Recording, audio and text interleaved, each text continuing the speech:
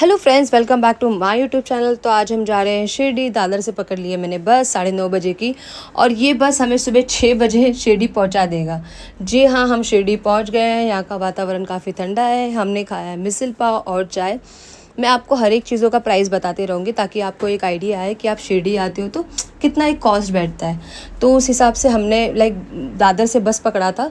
शिरडी तक का हमें 400 रुपीज़ पर पर्सन कॉस्ट पड़ा, पर हम लोग थोड़ा सा लेट आए तो 200 रुपीज़ हमें एक्स्ट्रा भरना पड़ा। पर आप 400 रुपीज़ ही आपको लगेगा, आप टाइम पे जाओगे तो। उसके बाद हमने मिसल पाव खाया, कुछ 50-60 रुपये का मिसल पाव था और 10 रुपीज़ की चाय थी। उसके बाद हम होटल आ गए अपने, और आप होटल का मैं आपको बताती हूँ, पर पर्सन हमें 400 रुपीज़ पड़ा।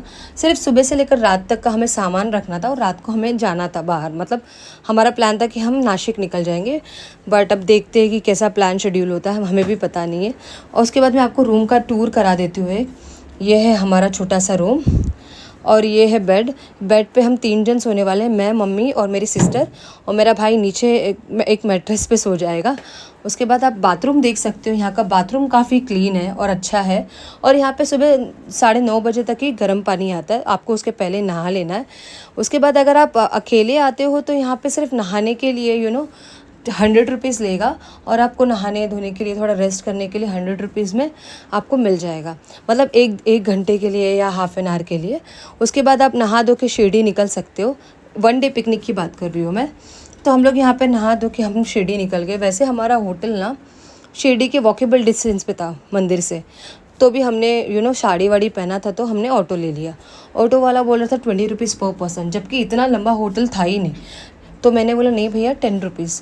तो 10 रुपीज़ पर पर्सन के हिसाब से हम शिरडी के मंदिर की तरफ भी आ गए। आप अगर booking.com, अगोड़ा या फिर वेबसाइट में देखते हो किसी भी, तो आपको एक उससे फ़ायदा होगा कि आपको रेट का थोड़ा पता चलेगा। और आप जब होटल बुक करते हो तो थोड़ा मंदिर के सामने या पास ही करो, ताकि आपका दिन थोड़ा सा आसपास ही जाए। आप म्यूज़ियम वगैरह है, हर एक चीज़ें आप देख लो। यहाँ पे और भी चीज़ों का स्कैम होता है, मैं आपको एक एक करके बता रही हूँ। जैसे कि हमने चादर लिया था, क्योंकि मम्मी की इच्छा थी कि चादर लेना है, क्योंकि उनकी मन्नत थी। तो हमने 4 चादर लिया और थोड़ा सा प्रसाद लिया, और उसका प्राइस था 800 रुपीज़। और हमें पता चला कि यहाँ पे अंदर लेके जाना अलाउ नहीं है, ना एक फूल अलाउ है, ना कोई चादर अलाउड है, ना प्रसाद अलाउड है। तो यहाँ पे हमारा फ़ोन जमा कर लिया गया। मुझे आपको बहुत सारी चीज़ें दिखानी थी, पर मैं आपको दिखा नहीं पाऊँगी, बट ये बता पाऊँगी कि अंदर हमने देखा है बाबा की नीम का पेड़, जहाँ पे बाबा बैठ के मेडिटेशन करते थे। उसके बाद द्वारका माई देखा है, काफ़ी और भी अच्छे अच्छे मंदिर है, म्यूज़ियम है बाबा का, वहाँ देखा है। यहाँ पे अंदर फ्री फूड भी मिलता है, पर हमने फ्री फूड एंजॉय नहीं कर पाए, क्योंकि हम लोग को शनि सिंगनापुर जाना था।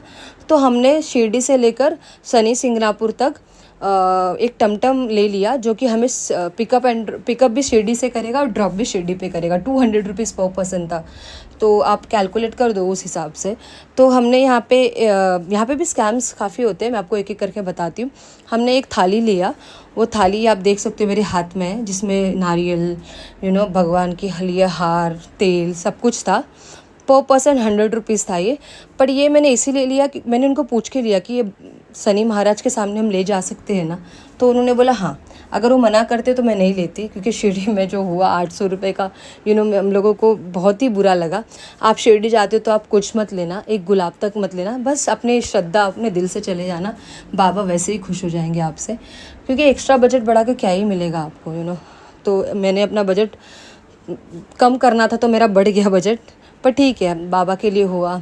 शायद बाबा कुछ और देना चाहते, अच्छा देना चाहते, अच्छा होगा।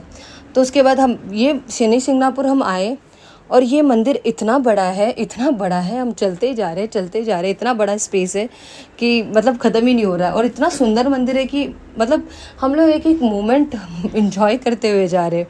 तो आप देख सकते हो, ये हम लोग चलते चलते जा रहे हैं। यहाँ पे क्राउड भी बहुत है, और ये वर्ल्ड का ऐसा पहला एक मंदिर है जहाँ के गांव में, शनि सिंगनापुर के गांव में किसी के घर पे दरवाज़ा नहीं है।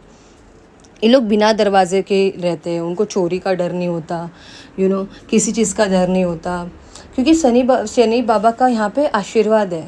इसीलिए वो लोग ट्रस्ट, वो कोई चोरी की नीयत से भी आता है तो उसके थॉट्स शायद से चेंज हो जाते होंगे। तो वैसा कुछ होता होगा, इसीलिए यहाँ पे किसी के घर पे दरवाज़ा नहीं है। आप देख सकते हो हम काफ़ी करीब आ गए हैं मंदिर के, और मंदिर काफ़ी ही खूबसूरत है।